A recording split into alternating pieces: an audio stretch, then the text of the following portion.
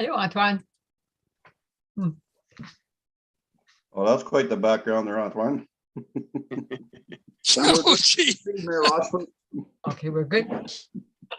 But on that note, with smiles, we open this meeting of March 22nd. And Madam Clerk, please proceed to call the meeting to order and adopt the agenda. Thank you. I require a mover and a seconder, please. Moved by Councillor Champagne and seconded by Deputy Mayor Trahan. That the draft agenda presented to Council and dated the 22nd day of March 2022 be adopted as presented or prepared. I'm sorry. Just to mention that we will be going in camera. So all in favor? C'est bon, carried. Thank you so much. Any business arising from the minutes? No, we need to adopt the minutes. Oh, we saved it. Oh. I require a mover and a seconder, please. Moved by Deputy Mayor Trahan and seconded by Councillor Kelly. That the minutes of the special council meeting and the regular council meeting held March 8, 2022 be adopted as circulated. All in favor? Thank you. And so now, any business arising from the minutes? There being none, any declarations of conflict of interest or pecuniary interest thereof? There being none, chair's comments, just a few comments to make. Again, to thank council for last week, both for the raising of the Ukrainian flag. I thought that was a ceremony that was well done, and also the opening or the receiving of funds for a medical center. Simply to say that as you go forth, you may receive questions from citizens, and so to please not hesitate to put them forward to our CAO, Mrs. Ratier. I know that there's people asking about will they be able to take blood tests there, so that seems to be a popular question. And the other one is, how can I register to be on a doctor's list, to be accepted as a patient or a client, as I say sometimes. Monsieur Trottier, do you want to just provide a few words on that, on how people could get on a list? Sure, Mayor Rushford. So we will be putting something on a post on our social media this week. But as of now, for the public's information, our doctors form part of a group with the Powassan Area Family Health Team. So they're a group separate from the Powassan Family Health Team. They're a group of doctors. There's 6 of them, where four of them operate out of Powassan. 2 are going to operate out of the East Ferris Medical Clinic. So the 2 are Dr. Segi and Dr. Blake. So at this time, if anyone wants to be on a waiting list for a doctor, there is a link. It's called Looking for a Doctor on Powassan's website, but we will be sharing something on Facebook this week. You simply put your name on that list. And what's being done right now basically is any vacancies that the doctors have, they're looking for East Ferris. They're looking to take residents from Corbeil and Astorville, and then vacancies that are for the Powassan area would go to Powassan doctors. So that's how they're trying to work this out.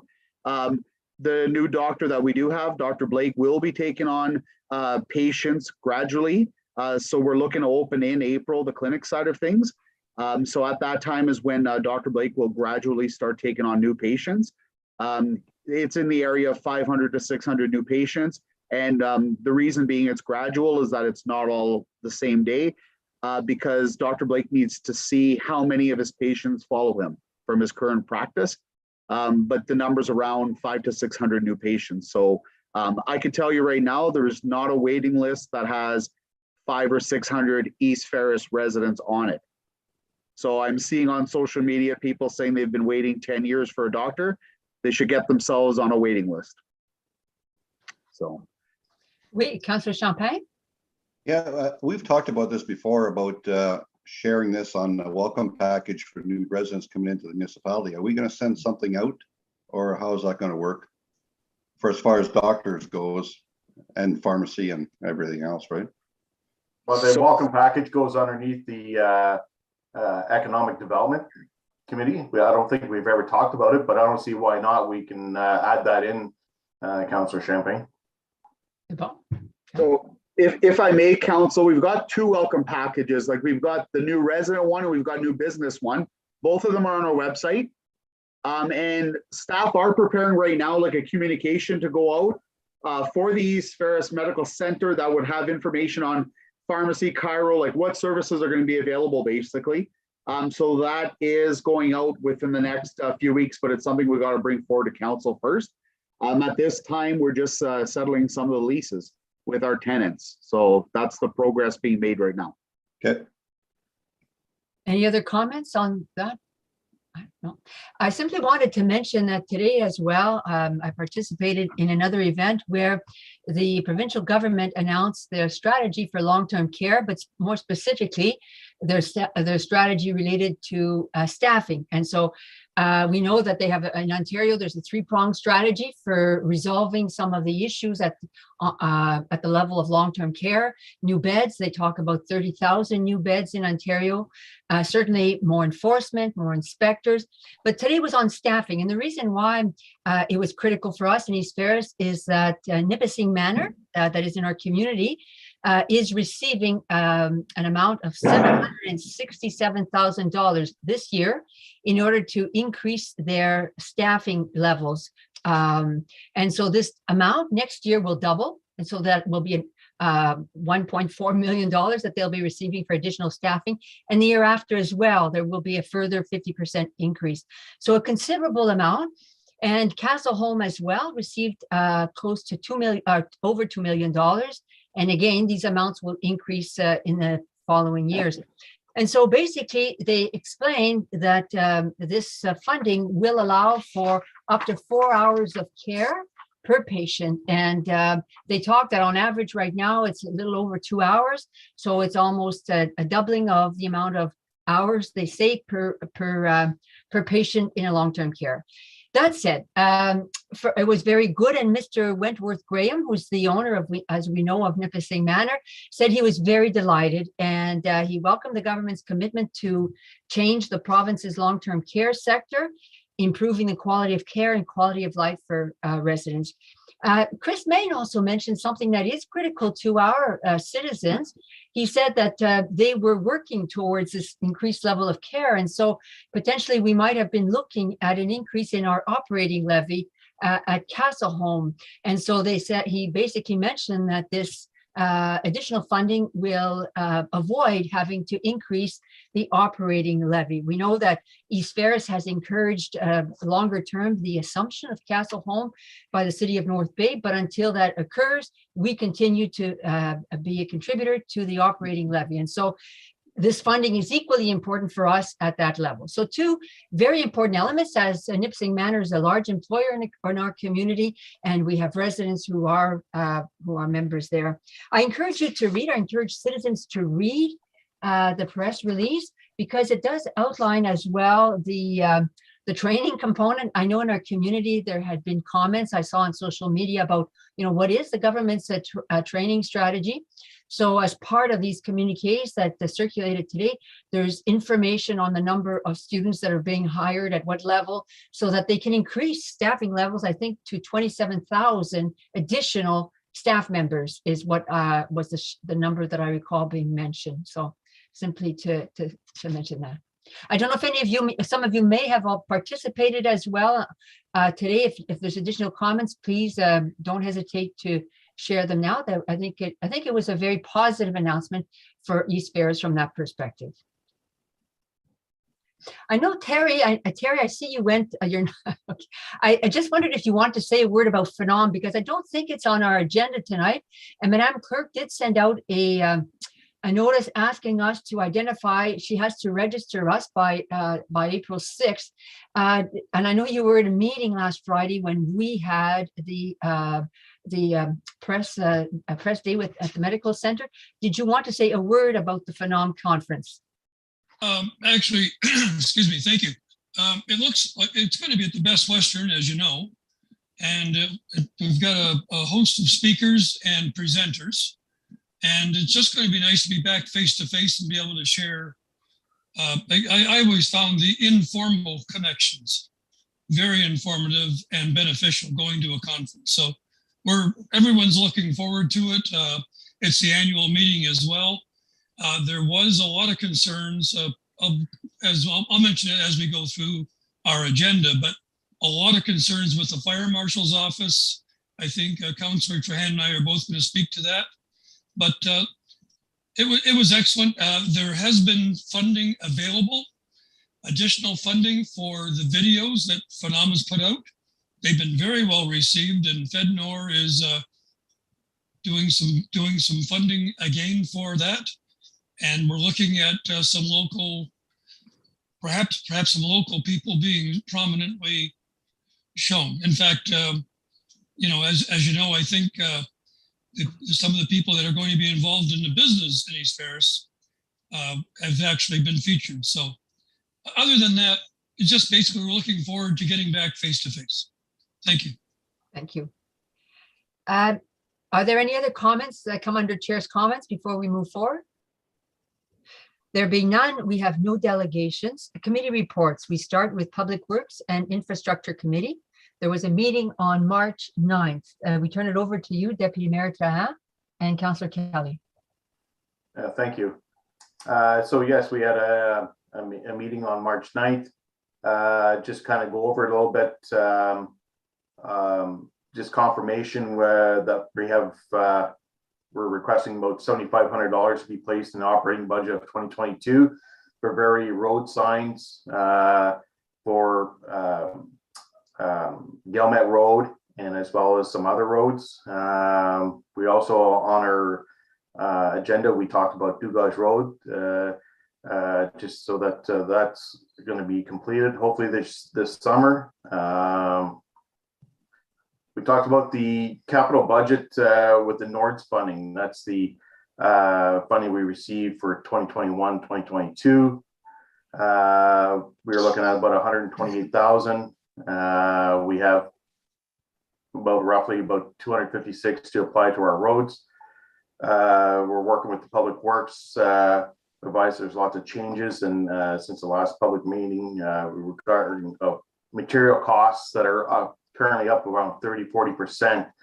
So it's materials and pricing is going up. Nobody's locking in any pricing, so it's pretty difficult. So we're our Public Works manager is working on that with regards of Quickway Road project, as well as a couple other roads.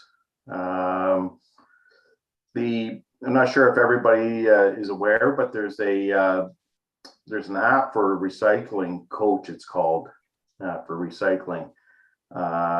So basically residents could download this app, and it reminds them with regards of recycling day and what they can recycle and everything like that. So that app is not free anymore. They're putting a price tag to it. We've basically decided that it's not worthwhile. There's basically about 10 or less percent of the residents in the municipality that are using it, and the cost of it just overweighs for how many people is actually using it. So I will say every year that there's information with regards of recycling right from our lovely calendar that we get every year, and we get there's also updates all the time with regards of recycling, and also through the welcome packages. There's also information there when recycling and garbage day and all that good information is there. So that app will not be no longer after end of March.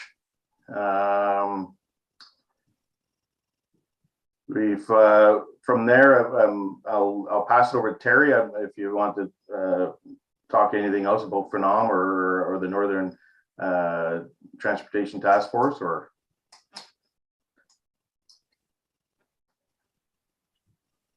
In addition to this, the lack of safety on northern roads come up at the Phenom conference, and we're looking at the experimental 2-in-1 system being implemented as a trial in Northern Ontario. Also, we've also looked at converting some of the ground at the landfill site. Perhaps the engineer is going to look into the possibility of having, Antoine's right here, perhaps a possibility of having some of the rock crushed and made into gravel for our own use. And it also would provide a little bit more room at our landfill. So it's ongoing, and we've also implemented the garbage bags not being picked up if they're just garbage bags, not in a container. And I'll ask the engineer right now, Antoine, how's that going, please? As a quick update, we've been hearing some good feedback so far, but it's one of those things as we do the transition from winter to spring and from spring to summer, that I think there'll going to be another communication coming out, and then we'll be hopefully targeting some of the peoples that are not necessarily aware or do not comply to the fact that we don't accept garbage bags at the curb. And mostly for one of the reasons is that it attracts rodent, birds and bears, and that's one of the issues. So that's the message to communicate, and there'll be a follow-up communication later into the year. Thank you very much. Just on, sorry. Oh, go ahead, Terry. No, in furtherance to what Steve said, this increase in petroleum has resulted in incredible increase in cost. 30 to 40% is significant when you're talking $300 to $500,000. When you think about 30%, you're talking a lot of money. So when petroleum goes like that, I mean, macadam and everything else that's petroleum based you've got to really scale back what you're able to do with the same amount of money. Thank you. Thank you. Oui, Councillor Champagne. Yeah, through you, Madam Mayor, to Steve. What does it look like for the budget for this year? Are we looking into any roads words or any road work for budget time, which is coming up very soon, right? Yeah, so we're still trying to find out where our balance is and see what roads we're going to tackle. We did, as everybody know, we did the study with the x-rays of the roads, so we got a really good report on that. It's explaining where we need to really look at, but I can probably say that looks like Quake Road's going to receive some work, and also possibly Deerland. But again, that's not etched in stone, but that's what we're kind of looking at right now. All right. I got a few issues. What I'll do is I'll email them to you, Steve, and then you can Sure. Thank you. Thanks. Any other comments or questions? Well, thank you. Thank you all. It was a good discussion, a good update.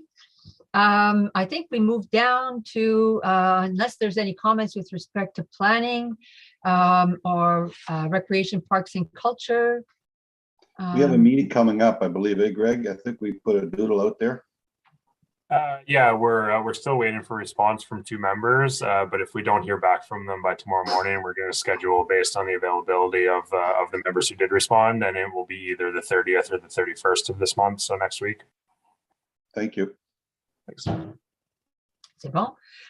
We moved to Economic Development Committee, and it's basically we thought, Deputy Mayor Tran and I, that we would just provide a brief update on internet, because we still don't have Bell that's coming to update their presentation that I guess it was in December that they've given us a presentation. But the municipality, we reached out to Bell, we've reached out to the provincial government and the federal government, and things are progressing. And they wrote it in an email, so I'll just read parts of it quickly, because we do have a letter in our materials this evening from the East Fairs Internet Advocacy Group. And so I'd like to just be able to share some of the update that was provided to us by government officials. As we know, they said in July, that was last year, a partnership had been announced between the government of Ontario and the government of Canada to co-fund 58 high-speed internet projects across Ontario, and including 2 with Bell that are here in East Fairs. Basically what the Ontario government said is that they are working hand in hand, in lockstep is how they put it, with their federal partners, and they say that they are finalizing project details, and that's also in line. We've had discussions with Bell, with the Bell representatives by telephone. They've also been sharing the same information. This is what they wrote. Now I'll read it as it was written. I'll quote them. They say this is a critical part of ensuring that the projects will succeed and provide value for money. However, we don't want to frustrate the progress, so we need to make sure we take the proper steps. Working with Canada, we have allowed project leads to begin planning work they need to do before construction starts. And again, this is also in keeping with what Bell advised us that they've started a lot of planning. Actually, they had mentioned that last December to us. This way, once the agreements on the contracts are signed, they can get started as quickly as possible. And so here, the government provides a quick update about regulations that they've been passing. So there was an act that was passed last year, the Building Broadband Faster Act. And in the last few months, the government of Ontario has been bringing forward amendments to this act. So basically, what they are suggesting is a new regulation or amendments to the regulation that would allow them to move much more quickly. So in the last few months, the municipality of East Ferris has participated in a survey where they've asked us if we had to do these things, how much time would it take you, municipality of East Ferris, to approve that? And so we provided input.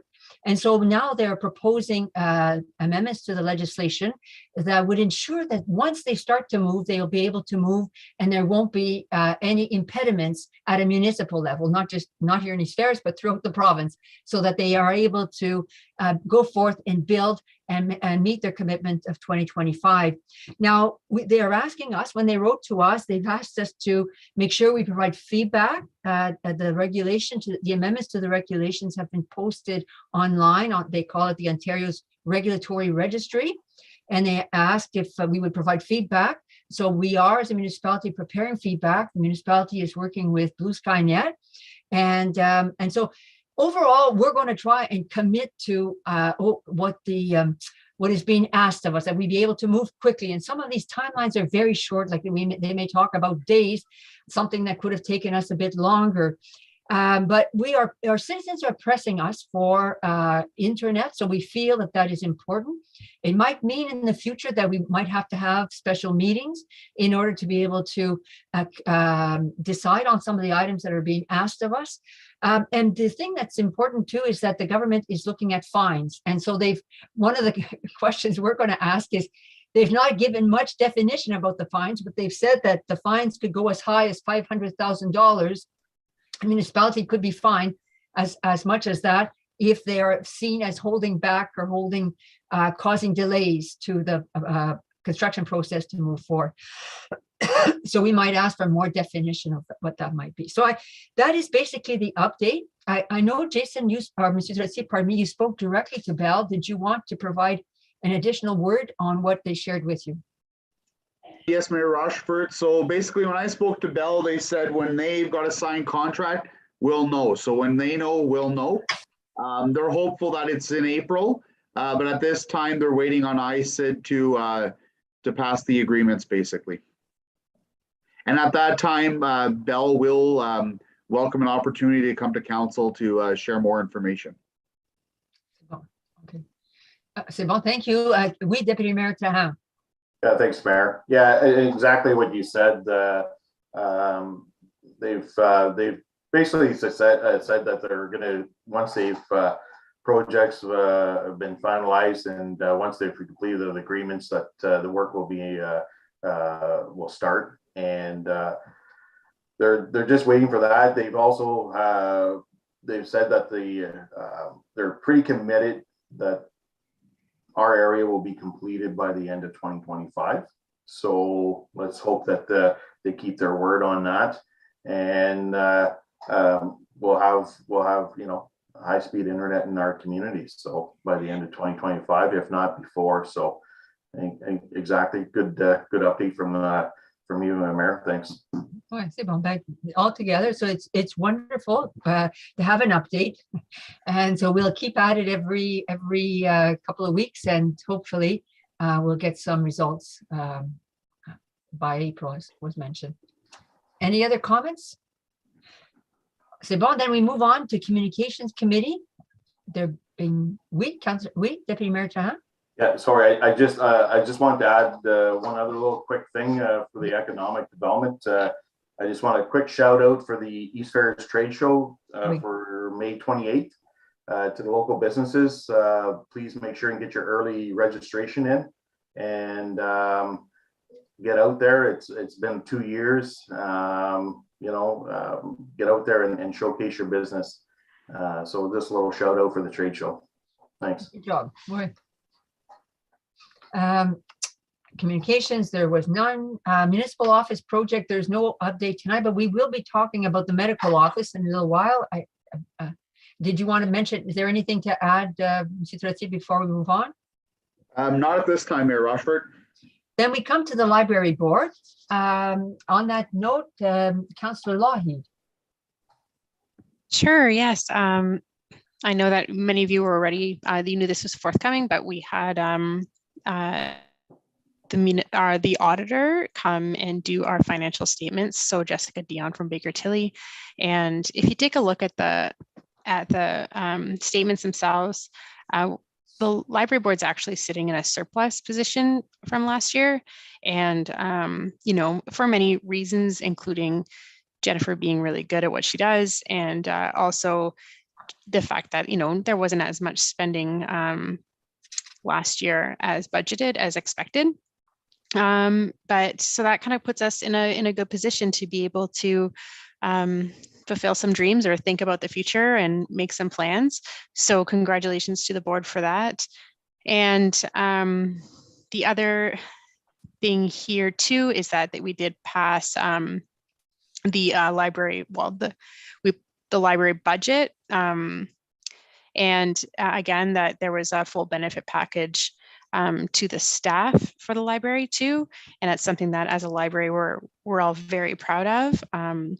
The board works really well together, and it's a very holistic, unique, not unique in terms of it being progressive or anything. It's just that everyone has a lot of really neat ideas and comes from so many different backgrounds that we're able to reach some really good, achieve some really good goals together. And I'm really proud of this board. So yes, we are doing some benefits for the staff, well-deserved.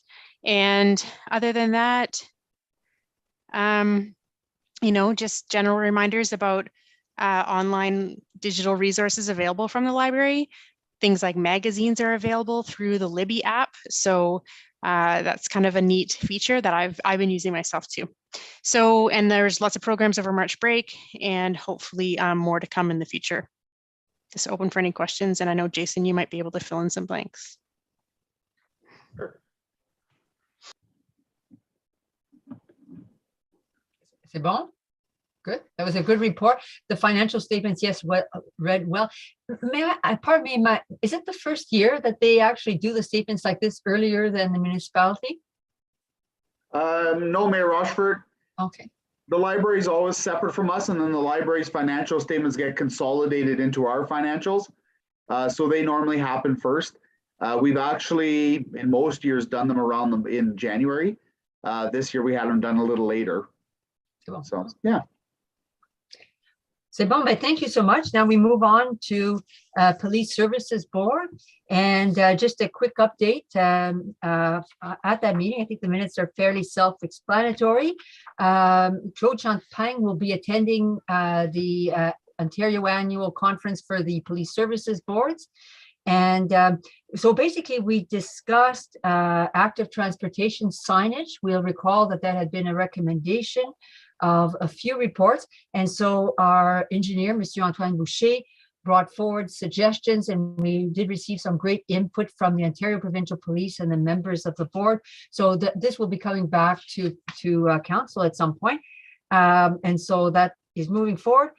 Simply to state, we received the annual report for the calls for service in East Ferris, and as the only area that has seen a substantial increase, and we discussed it, was just domestic disturbances compared to during the COVID time period. We've seen increases in calls for domestic disturbances, and so there were questions asked about the mobile crisis team and the role they play in the municipality. And it was good to hear that the Ontario Provincial Police has received additional funding for additional resources in this particular area. And so they described their services, and so I thought that was very timely information. So overall, I think the report's self-explanatory. Are there any questions or any comments? There being none, we'll move on to our departmental reports. And so a report we've been anticipating, which is on short-term rentals. And so we turn it over to you, Mr. Trottier, and Mr. Curtin. Thanks, Mayor Rushford. So yes, this is definitely one we have been talking about for a while and anticipating for a while. So I'll spend a second just doing a quick recap of kind of where we've been coming to now, and some of the process elements, and then we'll go into my report a little bit, and then I'm hoping we can have an open question and discussion period, because we're hoping to get some comments and direction from council related to the comments we received, and also related to how we should go about drafting the bylaw. So I'll just start right into some of the history. So the first time we really started talking about short-term rentals in the context of a municipal policy was when we started doing our zoning bylaw process last year. So we know that short-term rentals have been an issue in parts of the community for some of the existing residents for longer than that. And we started hearing some of those comments before the zoning bylaw process, but it really started becoming a policy item when we started doing our new zoning bylaw. So Councillor Kelly and Councillor Lougheed have been part of multiple discussions with the public that we've had through that process. We basically decided through that process, after receiving input from the public at our open houses for the zoning bylaw, as well as input from council when the bylaw came to council, that it would be best to draft a separate short-term rental bylaw where we could lay out all of the regulations that we wanted to associate with operation. It would also be easier to do a licensing format and attach a fine schedule. So those are the benefits of doing it this way versus just regulating it directly in the zoning bylaw with no supplemental bylaw. Some of you will remember as well that our first draft of the zoning bylaw actually did have an outright prohibition in the bylaw for short-term rentals, and then based on the community feedback and council feedback, we decided it would be better from an enforcement perspective to do a bylaw with licensing. So that's one of the main reasons why we are coming forward with this bylaw, is because the decision was made during the zoning bylaw that it would be best to tackle the issue in this way.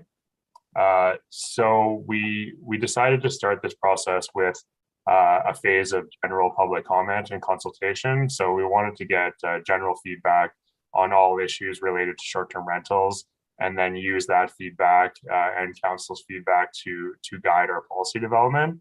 So our first phase of public consultation ran from February 25th to March 11th. And the report you have before you tonight compiles all of the comments that we received during that process. So thank you to everyone in the community who did take the time to write. We received a lot of very detailed comments, and we received a large number of comments compared to what we normally receive for these type of consultations. So thank you to everyone who took the time to do that. While we're on the topic of consultation, we did lay out a public consultation timeline when we started this process. And so I just wanted to mention one amendment to that timeline. We had initially scheduled the draft bylaw to go out after this meeting for 1 week of consultation and bring it back to council on April 12th. When we developed that, I was unaware that the meeting had to be canceled because of the OGRA conference. So we'll need to amend our timeline a little bit to basically accommodate that. In a way, it works better because we're able to get the draft bylaw prepared and give a full 2-week period of public consultation on the bylaw, which would match what we did for phase 1 public consultation. So what I've proposed is that we do April 1st, have a draft bylaw out and run public consultation until April 15th. And then we'll bring the draft bylaw with all of the comments back to council on April 26th at the next meeting that you have. So unless there's any objections from council, I think that's the earliest we could possibly do it, given that we have the April 12th meeting postponed. Anyways, so moving straight into our comments. So you'll notice that most of the comments we received are in opposition to short-term rentals. I mean, it's no secret that they have been disruptive in parts of the community. So when we're considering short-term rentals, to me, the two major factors you need to consider are compatibility with the existing residents and how you can ease any disruption to them. And then normally the major pro for short-term rentals would be something related to an economic benefit, whether that be having more people in the community to shop at stores, eat at restaurants, spend time in bars, etc. Or maybe we generate revenue through licensing fees, which can be very high in some municipalities. So it's a lot of balancing those two things. And my original opposition to short-term rental in the zoning bylaw process was primarily centered around what I feel is a lack of economic impact because we don't have those central areas with bars, restaurants, etc. So I think when we developed the bylaw, I do agree with a lot of the comments that we received. We need to be very cognizant of the fact that we may not have the same pros as many communities. So I think we should try to tailor our bylaw to be more protective of the existing residents. But many of the comments touch on similar issues. So things like garbage pickup is very important. We need to, consider whether there's garbage collected and only put out on one day. Things like occupancy. There are lots of comments about sewage capacity. And that ceases to be an issue if you adhere to occupancy, like designed occupancy, because septic systems are designed around the number of people that are intended to be able to occupy the bedrooms and use the different fixtures in the home. So controlling occupancy is important. And then it kind of opens up after that. There's really a lot of different approaches. You see some municipalities take the approach of requiring a person to be a permanent resident of that location and only rent it part-time. You see some municipalities require that it be in commercial zoning, which is not the way that we went because we permitted it in residential subject to this bylaw. You see some municipalities require people to have owned the property for a number of years before they can be eligible for short-term rentals. You see some municipalities administer very high licensing fees to deter people from applying or turning things into short-term rentals. And then if they do, there's an obvious benefit to the municipality. Of course, noise is a consideration and enforcement. We just hired a bylaw enforcement officer, obviously, so we have a much increased enforcement capacity, and we definitely need to ensure that there's a way to enforce these provisions through fines.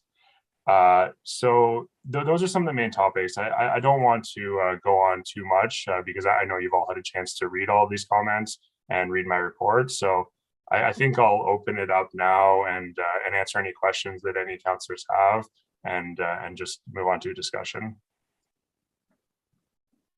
Council? It's good, Greg. I'm glad you're thinking large scale with regards of costs for business licenses, let's say, and as well as this is going to, I guarantee you, this is going to put us into drafting up new bylaws and strengthening our current bylaws. So there's going to be lots of time in that. And you know what? And there was a resident that put an STR on Beverly. It was a great letter. So big thanks for her. She put some time into that letter. So thanks a lot, Beverly, for that.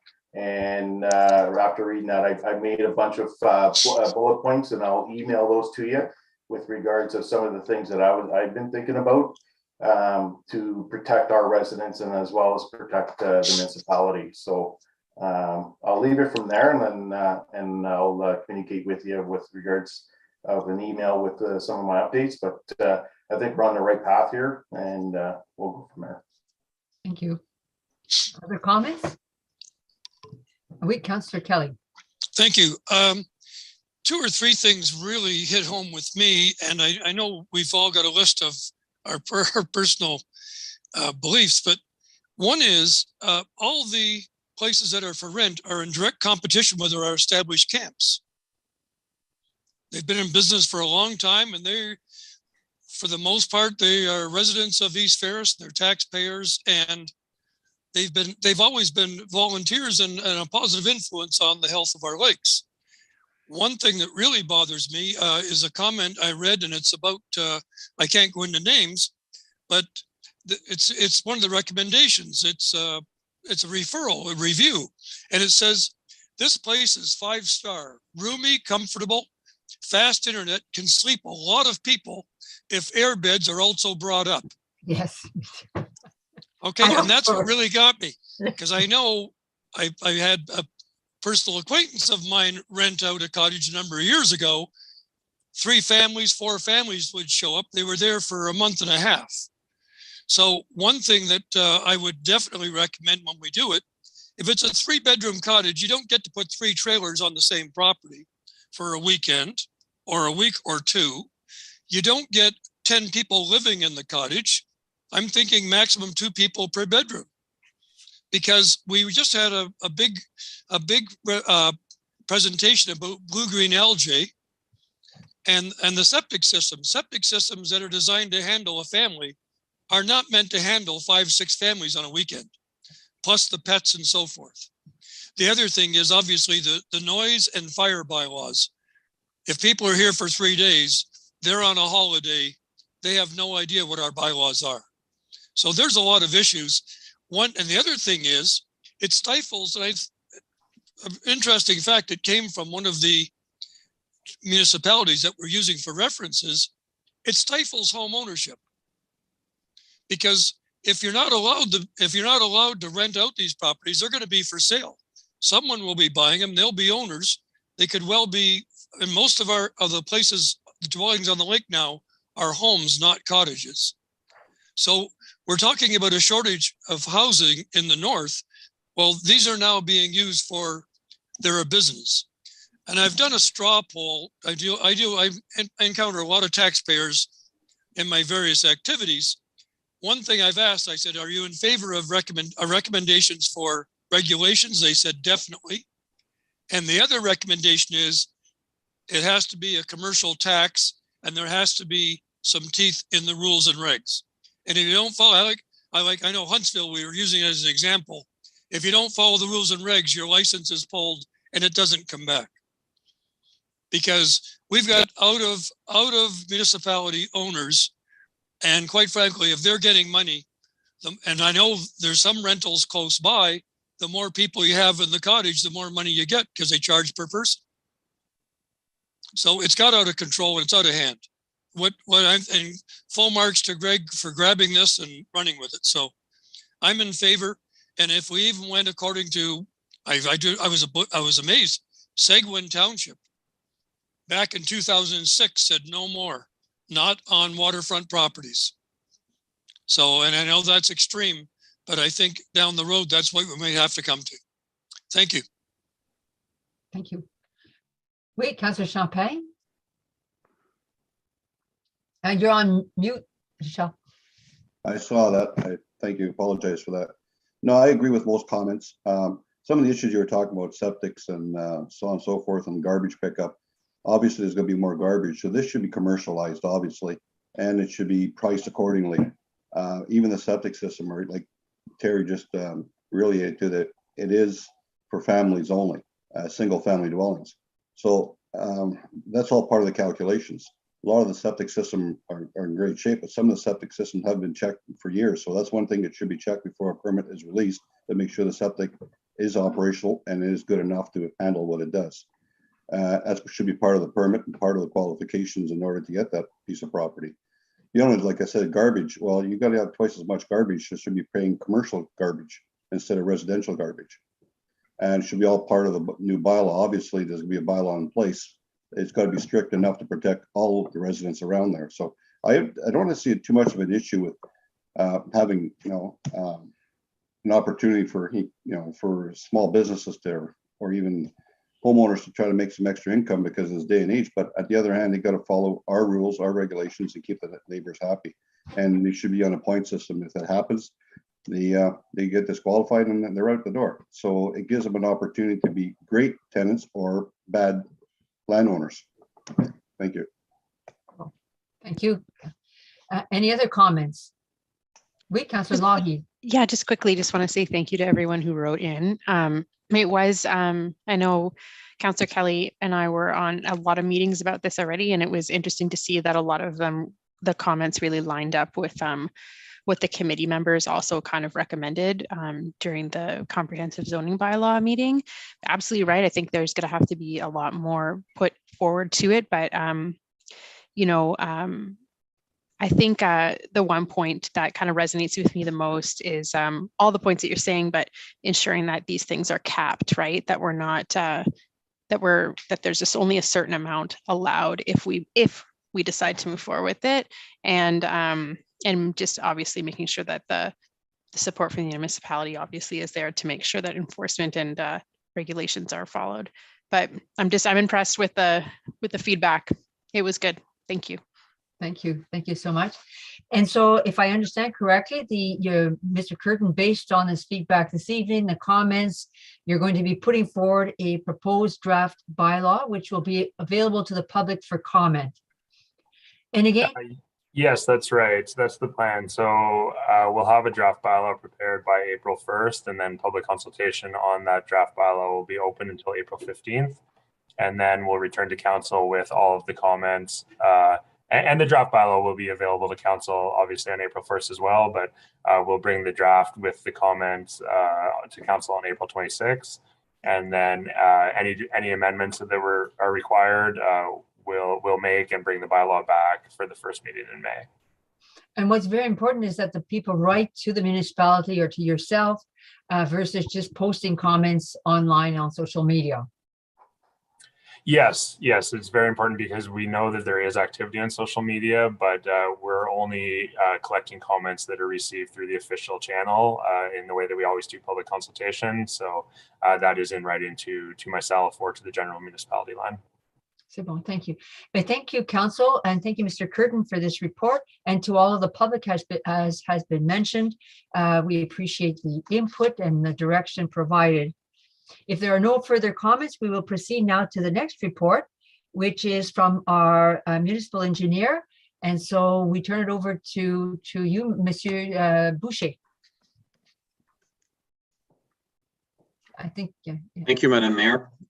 Yes, so what we have a report. There's a joint project that we had an RFP prepared between the municipality of Chisholm and Powassan.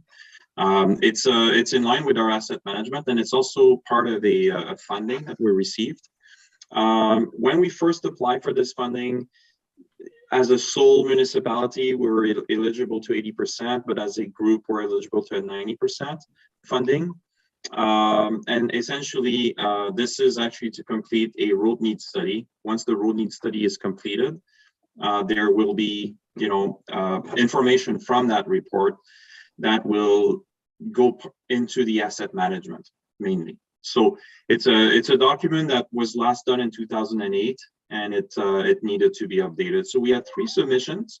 Out of those 3 submissions, Golder Associate, McIntosh Perry, and Tatum Engineering, there was a slight correction made in the dollar value from Golder. So the corrected amount was $85,075.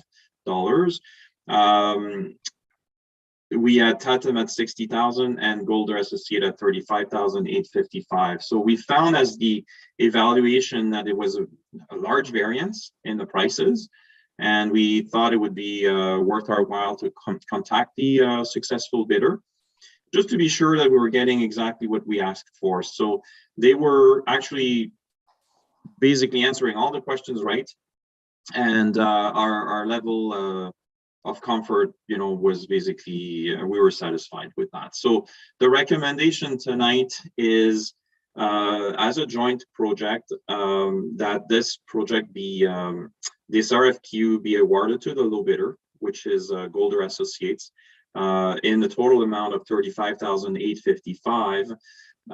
This will be further to this also in a 1/3 ratio shared with us and the other municipalities, provided also that the municipality of Powassan and the township of Chisholm also accept Golder's quote. There's some piece of information I can share is that because of the timing of council meetings, Powassan already accepted this last week. Tonight, it's presented in Chisholm as well. And also that the equal split between the municipality of Powassan and East Ferris and the township of Chisholm for the cost of this. And further to this, that if we find the need for some additional services within the scope of the project, that it may be provided on an individual basis. And that's kind of the general report for the RFQ in order to award this RFQ to Golder. If there's any questions. Any questions? Are we, Councillor Champagne? Yeah, thank you, Antoine. When you went through the point process, was timeline part of the equation? Like when are they going to get started and when it's going to end? Because I didn't see anything on there for that, because that would make a difference, right? Absolutely. In this particular case, they all had exactly, like we had specified the timelines and they all met the timelines. And essentially what it is to have their report ready in June. Once we have that, we're also meeting, there's a requirement from the province. So it's also to be able to meet all those requirements. Okay, thank you. Other questions or comments? Well, thank you so much. I do believe we have a resolution, Madam Clerk. Yes, we do. So I require a mover and a seconder, please. Moved by Deputy Mayor Trahan and seconded by Councillor Lahi. The Council of the Municipality of East Ferris accepts the recommendation from the municipal engineer contained in report number R 2022-02 and that request for quotation EF 2022-01 for the preparation of a roads needs study be awarded to Golder Associates Limited in the amount of $35,855 plus HST, provided that the municipality of Powassan and the township of Chisholm also accept Golder's quote, and that the cost be equally split between the municipality of Powassan, the municipality of East Ferris, and the township of Chisholm, and that additional services within the project scope may be provided based on individual municipal needs. In favor? Any questions before we vote? No? Okay. All in favor? Sorry. Carried. Thank you. Thank you. Well done, Mr. Boucher. Thank you so much. We move now to two reports by Madame Clerk. So we turn it over to you, Madame Clerk. Thank you, Mayor and Council. These are reports that are forthcoming on every year. Whenever there's election year, there are a few reports that the municipal clerk has to provide to council. So I'll start with just the one for the use of corporate services. It's legislated under the Municipal Elections Act that before May 1st of a regular election year, that the municipality shall establish rules and procedures with respect to the use of municipal resources. In developing this policy, it will ensure that all candidates, current council members, and all receive the same privileges. So guidelines for the appropriate use of the corporate resources during an election period is necessary to protect the interests of both the members of council and the corporation. So it's the same report that was established in 2018. It's just that we have to have it revisited every municipal election term. Do you want to cover the next report and then we? I will, and then we could do the resolutions for sure. Right. Oh, wait. Okay. Then we proceed to report 2022-03, the lame duck period. Lame duck position falls under the Municipal Act and not the Municipal Elections Act, which outlines restrictions that council shall not take part of after nomination date and voting date. So the lame duck position can occur twice in an election process. Once would be between August 19 to August 24, if less than 75% of the existing members of council are not returning. So then the lame duck restriction would apply. Again, it could happen also between October 24th voting day to inaugural meeting, which will be November 15th this year, if the election results are less than 75% of the incumbent returning. The lame duck period would apply as well. So if council is in a lame duck position, they shall not take any of the following actions. They cannot appoint, remove any officers of the municipality. In the lame duck, they cannot do any hiring, dismissing of any employee of the municipality. They cannot disposition of any real or personal property of the municipality within a value exceeding $50,000 at the time of disposal, and make any expenditures or incur any other liability which would exceed $50,000. So the Municipal Act provides that the authority of a municipality can delegate to a person prior to nomination day. So my recommendation to council is that the clerk prepare a bylaw prior to nomination day, delegating financial and staffing authority to the CAO treasurer from August 19th to November 15th. At the inaugural meeting, the bylaw delegating authority to CAO treasurer during the lame duck period will expire. So council will be advised by the clerk after nominations have been certified, and as well after election results have been determined if council falls under the lame duck restrictions. Any questions of either of these two reports? Madam Clerk, tonight we're going to vote on these resolutions in support of these two reports. Correct? Yes, yes. And then the bylaw would come forward at a later The point. bylaw will be coming forward prior to nomination day. I will have my bylaw ready, appointing a CEO treasurer, Mr. Treti, as council, delegating the powers of that duty for that time frame period. Okay, c'est bon. Okay. Thank So I you. require a mover and a seconder for report number 2022. Okay, Councillor Champagne, and seconded by Councillor Lougheed. That council for the municipality of East Ferris accepts the recommendation from the clerk contained in report number clerk 2022-02 and approve the 2022 municipal election use of corporate resources for election purposes policy. All in favor? C'est bon, carried. Thank you. Thank you. And I require a mover and a seconder for report number clerk 2022-03. So moved by Deputy Mayor Trahan and seconded by Councillor Kelly.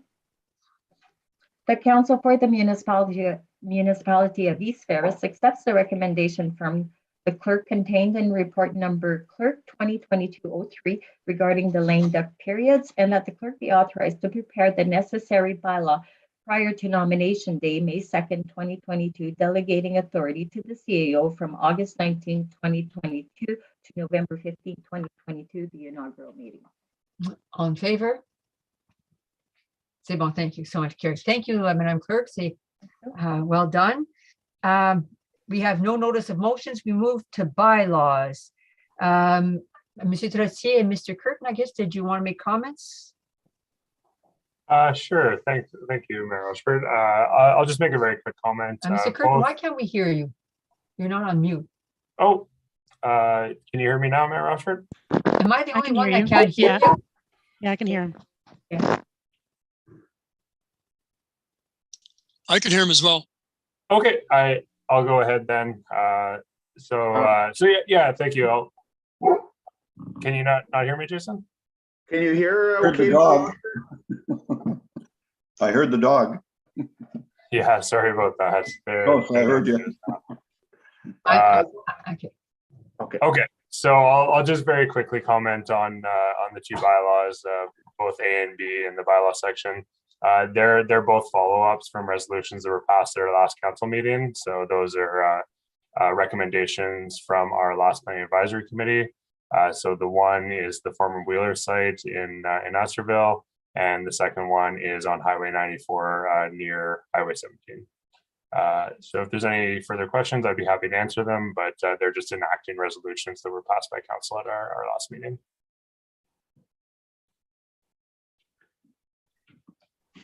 Mayor Rochford, you're on mute. Good to proceed with. Okay, thank you. I require a mover and a seconder, please. Moved by Councillor Champagne and seconded by Deputy Mayor Trahan. Whereas council for the municipality of East Ferris deems it expedient to pass 3 readings of the following bylaw at this session, Be it hereby resolved that a bylaw to amend bylaw number 2021-60 as amended, Panel Properties Village Road, be ready first, second, and third time passed and numbered 2022-18, and that the said bylaw be signed by the mayor and clerk and sealed with the seal of the corporation. All in favor? C'est bon, carried. Thank you. Second bylaw, I require a mover. Moved by Councillor Lougheed and seconded by Councillor Kelly. Whereas Council for the Municipality of East Ferris deems it expedient to pass 3 readings of the following bylaw at this session, be it hereby resolved that a bylaw to amend bylaw number 2021-60 as amended, Brunette Highway 94, be read a first, second, and third time passed and numbered 2022-19, and that the said bylaw be signed by the mayor and clerk and sealed with the seal of the corporation. All in favor?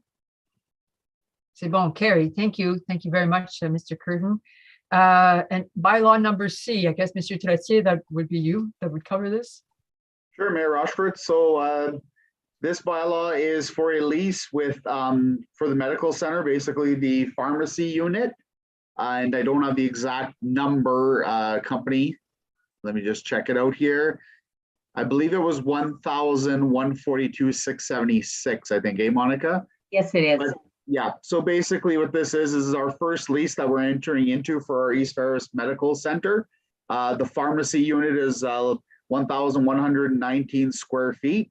And right now we're just kind of finalizing some of the details of the lease, but it is with 2 gentlemen, they're pharmacist partners, owners of PharmaSave on Marshall Park in North Bay.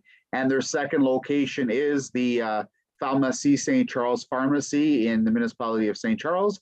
And for those council members that had seen the Go North videos that were produced through Phenom, it is the pharmacist in that video that that was featured in that video that is looking to open this pharmacy in East Ferris. So at this time, we've negotiated basically a 10-year lease is what we're looking at with the pharmacy. Basically, at this time, we're looking to allow them access to their unit. And the reason why this bylaw came forward first tonight, the first lease, is that we're looking to give them access as soon as the space is available, which for them, we're hoping is April 1st, because they do have quite a bit of work to do to get the location up and running. The lease would begin July 1 in terms of actually bringing in revenue for the municipality and leasing revenue. So that gives them 3 months time to get their unit ready, get their retail shelving in, get their desks built basically where you, the dispensary section basically. They've got IT to install. And then also for those that aren't aware of this, once everything's set up and their system is set up, they've got to get an audit done through the College of Pharmacists prior to being able to open. So that's why this lease is coming forward this evening to get something passed to get things in motion with them. So yeah, if there's any questions from council, I can answer those questions. Oui, Councillor Champagne. I just want to make a comment that it's good for the municipality, obviously, and it's great job, Jason. I don't know who else was involved with you getting this put together, but great job. Kudos to everybody, and really glad it happened. Thank you. Thank you. Other questions or comments? C'est bon? No? Oui, Councillor Kelly. I want to thank Jason personally because the background work he did on this was phenomenal, and it continues on as more residents take place. I think a shout out to council as a whole and senior staff, but especially my co-chair, Deputy Mayor Trahan, and also Councillor Champagne, who was an integral part of the negotiations and so forth. So, and I don't mean to put anyone on the side. I know, Mayor, you were involved, and Monica, of course, and and Councillor Lougheed, but it was a joint effort by everyone, senior staff and council, but long overdue, and it's going to be, I've yet to talk to a resident who's not excited about it. Thanks to all. You're on mute, Mayor Rochford. I didn't hear most of that, but I cut out when you said in there. So it's all good. Can you hear me? Okay. Yes. Okay, all right, so we're good. No, those were very essential to thank and note the collaboration of all that. Very well done, Councillor Kelly. Thank you so much. Any other comments before we move on to the resolution? Oui, Monsieur Tracy. I would like to mention, Mayor Rochford, that the two pharmacists are Hazem Sharath and Ahmed Metwali. So those are the two gentlemen. In the future, we will have obviously a grand opening at the medical center, and there'll be an opportunity for the community to come out and see the center, meet the tenants, basically the service providers, and there'll be an opportunity obviously for council as well to meet everyone. So I just wanted to add those points. Thank you. Okay, Madam Clerk, we're good to go. Thank you. I require a mover and a seconder, please. Moved by Deputy Mayor Trahan and seconded by Councillor Kelly. Whereas Council for the Municipality of East Ferris deems it expedient to pass 3 readings of the following bylaw at this session, be it hereby resolved that a bylaw to authorize the execution of an agreement between the Corporation of the Municipality of East Ferris and 10000142676 Ontario Inc. for lease space at the East Ferris Medical Center for the operation of a pharmacy and to conduct pharmacy-related services be read a first, second, and third time, passed and numbered 2022-20, and that the said bylaw be signed by the mayor and clerk and sealed with the seal of the corporation. We should say, yeah, yay, with a bit of a style here. I mean, it's major resolution tonight. So all in favor? Yay, well done. It's exciting. Say well. Okay, so on that note, we move forward with our agenda, but super work. And Mr. Tressier, yes, we echo the comments that were mentioned. Well done. Thank you. Okay, that brings us to correspondence. And so Deputy Mayor Trahan, any items that you would like to raise in the correspondence? I have a couple, and I'll start off with number 8, just in support with the municipality of South Huron. There's going to be more information that's going to come onto this. Everybody's going to be quite aware what's going on, and it's just from the closing of the Ontario Fire College. So there's going to be some additional costs to the municipality, to the fire departments with regards to training to the firefighters. I've seen this coming for many years, and mostly when they decided to close the college. You're going to have a traveling road show, and it's going to put a lot of costs on the municipality. It's going to put a lot of pressure on our volunteers, and again, there's going to be more information that comes out, but I just want to support what the municipality of South Huron wrote, and again, it's in the years to come, it's going to affect us also, and it's going to affect our volunteers. So, but I'll probably be here for quite a few years, and I'll provide some more updates with it also, so as it comes. Well, that's good. The next one I'll talk about is number H. So Melanie Champagne. I reached out to Melanie today. I was a little curious of what was going on. I read the correspondence letter, and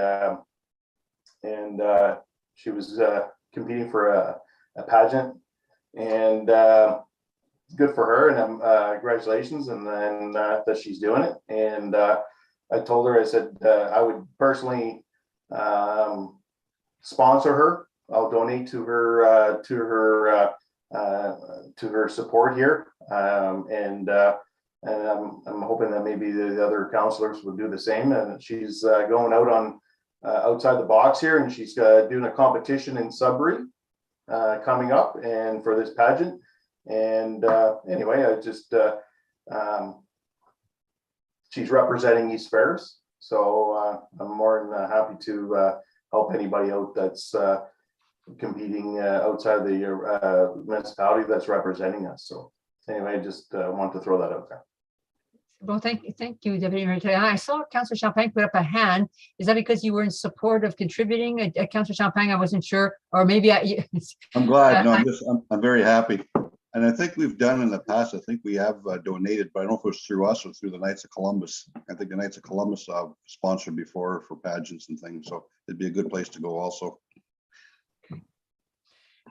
So just so we finish with this item, so the call is out that if any of us would like to contribute, should we notify you, Deputy Mayor Traham?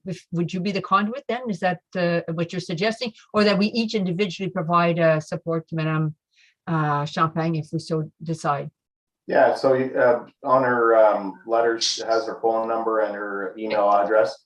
So I would just reach out to her and whatever you want to contribute. Go ahead. I think she's looking for a total of $500, and the $500 is basically entry into the pageant. So she's just looking for some costs to recover herself on that. So. Well, thank you for doing the research and communicating, Madame Champagne. Okay. Any other items? Good, thanks. Okay. Oh, sorry. No, yeah, we're good. We talked about the East Ferris internet advocacy, Yeah. so we're good. Okay, so we move on. Councillor Kelly. Thank you. I'm concerned about the same as Deputy Mayor, number A, and I'm thinking the sooner we put a motion in place, the better. And I'm dealing with Phenom, obviously, at the Friday meeting, and there's a lot of concerns about the Fire Marshal's office and their mandates. It comes out of Toronto, and it was only a few years ago that they were going to mandate. I think they wanted a retirement age of 60 or 61 years of age, and 3/4 of the departments across the north said they'd be without half their firefighters. Now, with this going on, and it's been in the paper actually, I'm not sure if it was Sundridge or South River, they did just a straw poll of their members, and the members said no. If they'd known all the training, and you're talking weekend after weekend of training, not only the written exams, but the practical exams, and there's no grandfathering in because you've been a firefighter for 20 years, doesn't matter. You're going to be doing the same testing and so forth. And Steve's right. If it's a traveling show, then you're going to have what's going on is career firefighters making up the bulk of the fire marshal's office are going to come up, and what they're after basically is the province all going career. It's unaffordable and it's not practical in Northern Ontario. And besides that, what's going to happen is we're having, not East Ferris, we're very fortunate with our volunteers, but a lot of communities are having trouble getting young volunteers stepping forward. Mm-hmm. It's going to close the door. If that happens, watch out for your insurance rates if you can get insurance, because we'll have no fire service. It's a very serious thing. I guess if you're sitting in Toronto, it's not a big deal, but it's a big deal north of Huntsville. Yeah. So the sooner we put a motion through, I think the better. The other thing I wanted to talk about just for a second, it's just recognition. On the Phenom, we've been pushing the medical university, and we've got 30 more degrees coming and 41 more doctors going to be graduating. Mm-hmm. And those are permanent placements, because what we're finding, and when I remember when the medical building was first proposed, for training, is that if people get used to the northern lifestyle, we'll have doctors. Right now, we've got a shortage of basically 300 doctors across Northern Ontario. It's a major concern. So the more placements we get in the Northern Medical School, the better it is for all residents of Northern Ontario. Thank you. And by Councillor Kelly, we should also give kudos to Council of East Ferris, because we had issued a resolution in support. So well done, Council. Yes. No, we have been proactive on a number of areas. That's for sure. Yes. And I think it shows, because we're kind of the leader in our area. Thank you. Thank you. Bon. Councillor Loughy. Nothing for me. Thank you very much. So. Thank you. C'est bon. Councillor Champagne. Yeah, the one I have is B for the town of Mono in support of Ukraine. Maybe we can send something out. Also, I put something out to OGRA, so there's going to be something brought up at the conference for support for Ukraine also. C'est bon. That's it for me. Thank you. C'est bon. Thank you so much, Councillor Champagne. I simply wanted to indicate that in the correspondence is confirmation, I guess an invoice for our annual payment to the North Bay Regional Health Center. Years ago, the municipality had contributed or made a contribution or pledge of $750,000. I'm going by heart here, so correct me, Mr. Trottier, if I'm wrong. And our balance now stands at about 125 or 135,000. Is that correct? $136,250, I believe, is the number. Okay. So c'est bon, very good contribution. In our area, we were the second largest municipal contributor, I believe, if that was correct. So anyway, job well done. Okay, thank you so much. Now that brings us to action items, Madam Clerk, approval of correspondence. Thank you. Okay, I require a mover and a seconder, moved by Councillor Champagne and seconded by Councillor Lahi. That council approve the correspondence and information as circulated with the agenda of March 22nd, 2022. All in favor? Sorry. No, thank you. That brings us to the item that was referred from our last council meeting, which is regarding the dissolution of the Ontario Land Tribunal. And there had been mentioned that before we move on this, that we take good note of an email that had been written by Mr. Curtin on the matter, and I know it was circulated in our weekly reading. And so I don't know if we want to touch on that memo right now, or if we just would like to take Mr. Curtin's advice was that we not proceed overall, I would say, with a resolution in support of a dissolving the Ontario Land Tribunal. Maybe I'll pause and turn it over to him for any comments, and then we'll open it up for questions from council before determining whether we proceed with the resolution. Sure. Thank you, Mayor Rochford. Yeah, so I'm glad everyone got a chance to read that memo. It was meant to just be a quick informal recap of some of the main issues surrounding the OLT. It's a very complicated topic. There's always been these kind of discussions in the whole history of the OLT, the LPAT, the OMB before that. So I think that I would just, I guess, to echo Mayor Rochford's comments, my general stance would be that the dissolution of the OLT is probably not the solution in my eyes, but maybe some amendments, and some of those type of things have been discussed in the past. So the LPAT, for example, which was short-lived, it was only about a 2-year process. That was an attempt by the previous provincial government to try to revamp some of the, I guess, relationships between the provincial tribunal level and the municipal council level. So there were mechanisms built into the LPAT process that basically kick decisions back to municipal council after the tribunal level, rather than overruling or overriding municipal decisions. And that was an attempt to try to blend the two decision-making bodies to still give people or councils recourse for decisions that maybe were made in error, but then ultimately still give more power over the final say to municipal council as the decision makers for their municipality. So I think that some revamp of the current system would probably be best, in my opinion, but that's recognizing that there's a complicated legal framework surrounding the OLT and how the tribunal works, and a long history of the tribunal, or some form of the tribunal, existing to deal with planning matters in Ontario. So those are my introductory comments, but if anyone has any questions about the history of land tribunals, specifically planning land tribunals, I'd be happy to try to answer them. Councillor Kelly. Thank you, Mayor Rochford. It is a complicated issue. One phrase that I've been around for a while, so I've had some experience with this, is when it says that whereas towns and cities across this province are repeatedly forced to spend millions of dollars defending official plans that have already been approved by the province in expensive, time-consuming, and ultimately futile OLT hearings. it's a major concern. My attitude is I'd like to pass the motion as it stands, simply because it would be a heads up to the government.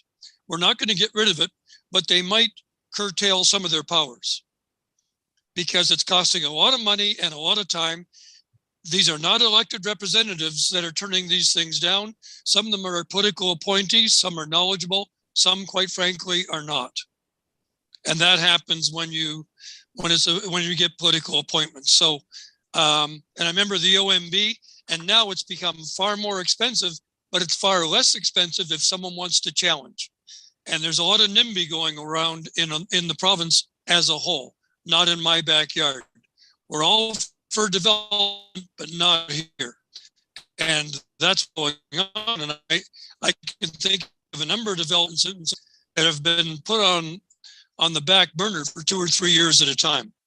So it's a major concern. I mean, you get groups like Phenom and so forth, the Ring Fire, and everybody's talking about affordable housing, moving people up, moving immigration in and promoting it.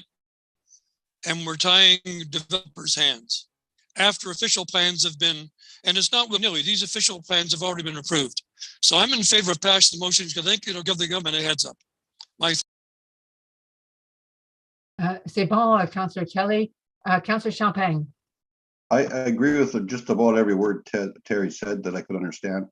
But having said that, I think that we should be looking at also, if it's possible, agreeing with this, is that anybody that objects to it should be putting a great deal amount down instead of just a $300 or $500 down on this. I think the amount should be a lot higher, and I think it'll reduce a lot of this. It's easier for somebody just to put a few $100s together and fight the municipalities at $40,000 to $50,000, and it's not right for this to come through. So I would agree with partly what Terry's saying, but I think some changes need to be done. Maybe that's the way to do it. Thank you. C'est bon, Councillor Champagne. Other comments? I'll agree with Terry and Rick's comments also. I think for most of the time, like you look at the timing of some of these applications that go through, and it takes forever, and it's costing money and to businesses and other people. So absolutely, maybe somebody needs a little push. So, other comments? So do we, rather than passing it tonight, there's a suggestion here as well by Councillor Champagne. Do we ask Mr. Curtin to draft something that would be fitting, that would incorporate this notion of higher fees and bring that back to us for resolution at our next meeting? Would that be appropriate with council? Mayor Rochford, if I may, really quickly, just for council's information before you go ahead, the province did put out some rationale related to their fees, so I just thought I would pass that information along. The fees did recently increase, but the fees are purposely kept low because they're intended to make the process accessible to everyone. So this was put out in like a communication statement from the LPAT when their fees raised. So that just happened in early 2021. But it's a bit of a difficult situation because you can understand it's frustrating when people appeal applications, for example, and it holds up the process. But if you make the fees too high, you make the planning process inaccessible to large portions of the population that can't afford to take part in it. And then that heavily favors developers and people who have the funds to do so. So I just thought I would mention that was specifically laid out in a rationale statement from the province. It's only one small problem, right? Mm-hmm. Okay, Deputy Mayor Jean. So it's one element to your point. Yes, well said. Councillor Champagne? Yeah, I don't know what are the fees now, because it used to be $350 or $500 at one time. That's peanuts with the grand scheme of things. I don't disagree with people should object if they don't agree with it, but they should put enough skin in the game that to be able to do something, right? I think we may be putting Mr. Curtin on the spot, although he's always impressive and can answer just about everything. But sorry, with the fees, yeah, the fees for the appeal now are $400 for most application types. Yeah. The bigger problem with the expenses is actually related to partaking in the hearing, though. The application process or the appeal process isn't particularly expensive, but the bigger problem is actually hiring the professionals you need to have any chance of success at the LPAT. So that's where the real fees and expenses come in. But correct me if I'm wrong, Greg. Some people have done this in the past, and then once they find out what the fees are, they basically give it up. But in the meantime, the municipality spends a bunch of money preparing, and so does the developer spends a bunch of money preparing. And it could be a neighbor. It doesn't matter who it is. They have to get ready for it. And all of a sudden, get to the last minute and they drop it. And people have already spent $7,000-8,000. So that's the only thing. I just don't think the fee is quite high enough. It's definitely not a perfect system. You're correct. Yeah. Councillor Kelly. I agree with Councillor Champagne. And we've seen it time and time again that someone objects to it. So I'm going to put a monkey wrench in, and 5 days before the hearing, I'm backing out now, but everything's already been made. We've gone to the expense of hiring experts. We've had legal opinions. It's cost everybody money. And then people complain about the cost of houses. So I agree. It's got to be some skin in the game. If you really, because we've had one or two individuals come to council and somebody said, why are you fighting this so hard? Well, I believe in global warming. Now, that's a generic comment and a lot of people say it, but that's no reason to stop planned development that's been passed by elected officials who also represented an official plan to the province, and it was passed. So to me, it's putting a lot of power in individuals' hands. And I just think it should be a little more onerous and a little more skin in the game, as Rick said. Just my opinion. Thank you. Mr. Curtin, a question. During the COVID, were there any virtual tribunals that were held? Yes, there were. And in fact, the last tribunal hearing that we had in East Ferris for the minor variance appeal was held virtually. Does that have an impact on costs, and does it save time? Could it be enhanced? Yes, it does, in the sense that if for a community like East Ferris, we often have to have representation travel from outside of the community for different types of like professional or professions, I guess. So you do save money in the sense that you don't have to pay for the person to travel to your location, pay for accommodation, etc. Generally, the hearing lengths don't change. It still takes the same amount of time to present evidence and actually conduct the hearing. But you do save some of those kind of ancillary costs of having to actually get the people and house the people in your location. I was just recalling the study that we looked at our last council meeting, and that came before the Police Services Board for the cost of transporting prisoners and the incredible saving that was experienced during COVID because they didn't have to do any transportation. And so now they're looking at how they can put that into effect moving forward. So, I mean, so maybe our letter is broader, like in the sense of the comments that have been made this evening. Maybe we make suggestions in keeping with these comments, and maybe opportunities for how the system could be enhanced. So I think the resolution, I think that there seems to be resolution for moving a resolution forward from council, but I think it would be good if you could propose something based on what's been submitted by other municipalities and the comments of council and our experience to date, your experience to date as well. Sure, for me to do that, Mayor Rochford?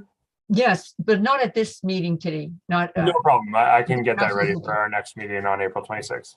Would that be all right with everyone? C'est bon. We move forward then to from our last council meeting. Thank you so much, council. If everyone's okay, we'll move forward to item C, which is active transportation, and I turn it over to our CAO for comments. Thank you, Mayor Rochford. I've also got our engineer Antoine Boucher here. And Greg, the three of us, as well as our grant writer Donna Malin, are working on the application, which is due March 31st, but we're looking to submit this Friday.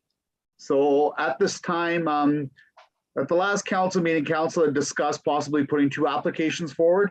One that included McPherson Drive, and then the part of Centennial from the intersection of McPherson Drive to Highway 17. And then the second one was doing all of McPherson Drive and all of Centennial Crescent. We've looked at both, and it is, this was brought up at the last meeting, it is a significant amount of work to submit 2 applications. And the doing all of McPherson Drive and all of Centennial would be quite a bit of money. What we've looked at is submitting 1 application to the government, the federal government, this Friday for McPherson Drive, and then the portion from Centennial Crescent, from McPherson Drive intersection to Highway 17. I know Antoine's gone out. He's done, actually, Antoine's done a lot of work so far on working on an estimate of paving shoulders, basically to Highway 17. And we're looking right now at roughly a price tag of just say, it's just under $2 million. We thought that the last meeting would be much higher than that, but because the snow is now melted and Antoine was able to go out and actually measure what our shoulders are and kind of get a better look at it in the grasp at what would have to be done. That's why the reduced amount. So basically we're here in front of council today. We want to pass a resolution, as there is a resolution required to be submitted with the application. So we've got a resolution prepared. It doesn't speak to the dollar value at this time because we're still tweaking things leading up until Friday. So we don't want to commit to an actual dollar value in terms of right to the penny. But I would tell council that it's in that $2 million range. It's actually sitting at about $1,935,000. So 1.935. And that's 60% funding from the government. And our goal would be to find the 40%, our contribution from another alternative source. So it's something like NOHFC. Now we have had a conversation with NOHFC, and it seems that this project is eligible for funding through them. So that would be another application we would look to work on so that we ultimately get 100% funding for the project, and nothing comes out of our pocket basically for this.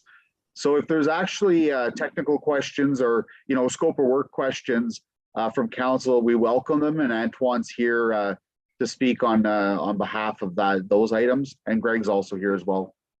Wait, Councillor Champagne. Yeah, I just want, Antoine, thank you, Jason. I just want to make sure you put caution to the wind here, that you make sure that we're fairly correct with our pricing. In fact, a little bit over, because I would hate to start something and we're under budget and it's going to come out of our coffers. I don't disagree with the project, but I just want to make sure we're well covered.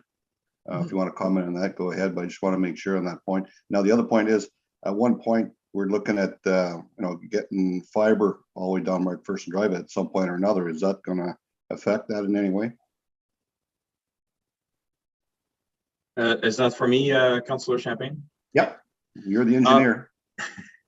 So the fiber, I can just simply say that there's been a lot of discussions in the past when they do bring fiber optics and all that. They do look a lot into, can they do the work within the shoulder, the outside of the ditch itself as well. It is a good point, however, to mention, but I don't know exactly what are the timelines for the fibers, but if we think of it as if we treat them as like stakeholders, like we can have a discussion on whether or not they want to implement and when. But generally speaking, we would be just looking at the existing surface of our road in itself. And I do believe that if they come in after the fact, they want to go underground, I would say they would be on the outside of the pavement that we're proposing to do. That's my thought. And on the second point about costing has been a bit challenging these days. Obviously, we've been talking about the fluctuation in price. So this is kind of based on the value that we know as of today, obviously. So we took that into consideration. There's a contingency within the project. Hopefully we don't have to tap into it, but I do believe that the amount that we have within our contingency would cover for those increases. And that's my opinion. I mean, it's hard to project where fuel prices will be. This is obviously, if we're successful at construction for next year. So it's a bit challenging to know. I kind of think that we're on the high side, and I believe it might be somewhat similar next year to where we're sitting as today. But I can't say that. I think the contingency will deal with that. And if I may, council, there's a 25% contingency that's included in the price. That's the maximum that's allowable for the funding program. No, that's great. Like, I've got no problem with the project. I just want to make sure we're well covered, that we don't go into our coffers after. That's all. Thank you. Thank you, Councillor Champagne. Other comments or questions? C'est bon? Okay, Madam Clerk, we can move forward with the resolution. Okay, I require a mover and a seconder, please. Moved by Councillor Kelly and seconded by Councillor Champagne.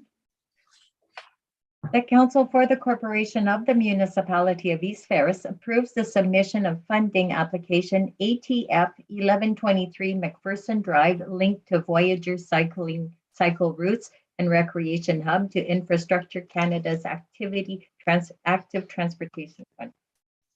All in favor? Carrie, c'est bon, thank you. And thank you for all the additional work. There's been so much, I'm sure, Monsieur Boucher, Mr. Curtin, Mr. Tressier, Madame Clerk, and yet you meet the deadline. So pretty impressive. Okay. On that note, we move to approval of accounts payable. Thank you. I require a mover and a seconder. Moved by Deputy Mayor Trahan and seconded by Councillor Lougheed. The council approved the general accounts for the municipality of East Ferris as indicated in the check registered dated March 22nd, 2022 in the amount of $468,191.17. All in favor? Councillor Kelly, yeah. Okay, c'est bon. Any other business before we move to in camera? We, Councillor Kelly. Thank you, Mayor. Yeah, I'm proposing that we go back to face-to-face meetings at our council meetings. All restrictions are off province-wide. You know, I think people, if they want to wear a mask, they wear a mask. I mean, it's an individual choice, in my opinion. But I think we should be back when we have our next council meeting, which I believe is towards the end of April. I think we should be back face-to-face. I don't know how everybody else feels. We have a resolution to that effect. We voted on that. So we're on schedule. Madam Clerk, It wasn't a resolution, but it was discussed at the last council meeting that council would go back to in-person meeting on April 26th. Okay. Yes. Do we need a resolution or not? No. I don't think so. No, we are okay. What about involvement from our taxpayers? Are they allowed to attend as well?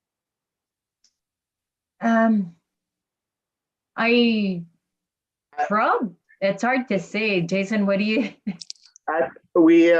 Council, we didn't discuss that at the last meeting. So at this time, if we're going to allow members of the public, we would be allowing them to come without a face covering.